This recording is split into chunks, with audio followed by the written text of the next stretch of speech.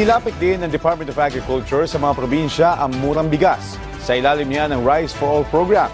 Ang detalye sa Balitang Pambansa ni Angela Peñalosa ng Radyo Pilipinas. Matagumpay.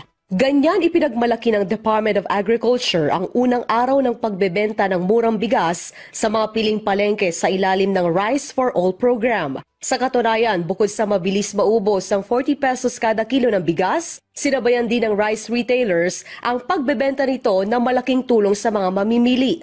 Sa Kamuning naman po, medyo na-late lang po yung dating, pero napansin po namin doon na pagdating pa lang po namin, lahat halos naman nagtitinda po ng bigas doon ay meron na po silang 40. Yun. Kumbaga, sinunod po nila yung ating standard price or yung ating suggested price.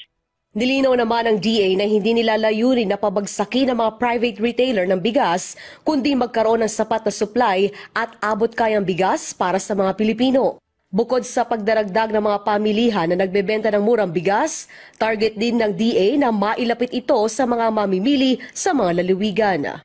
Meron po tayong mga na ngayon, next week nga po, meron pa tayong madadagdag na mga palengke.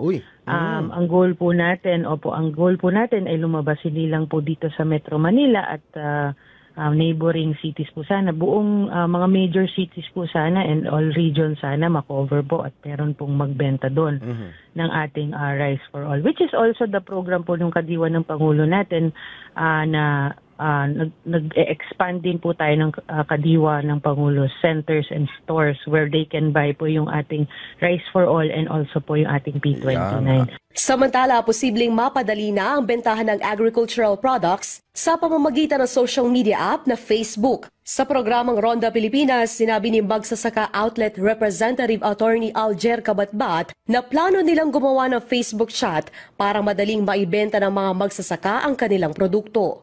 Kailangan matutunan ng mga magsasaka kung paano din sila maging retailer. So, yun po yung lagi kong sinasabi sa mga magsasaka, dapat hindi kayo basta magsasaka lang. Dapat maging retailer na rin kayo. Kasi may ganitong malaking programa ang gobyerno na dapat ang kita sa inyo, hindi sa middleman. Mula sa PBS Radyo Pilipinas, Angela Peñalosa para sa Balitang Pambansa.